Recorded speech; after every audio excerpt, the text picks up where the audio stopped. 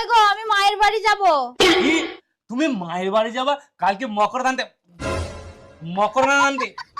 এই মটর শান্তি, এই মকর শান্তি না কি বলে কালকে, আর তুমি এখন মায়ের বাড়ি যাবা? আহে, ওটা হবে মকর সংক্রান্তি।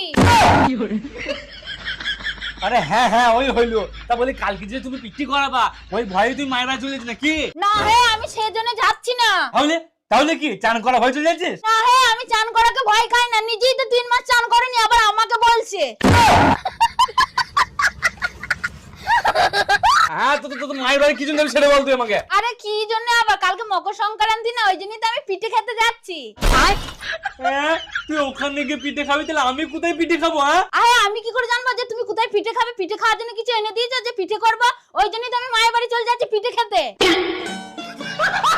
হ্যাঁ তো কি আনতে হবে বল, আমি এনে দিচ্ছি তোকে।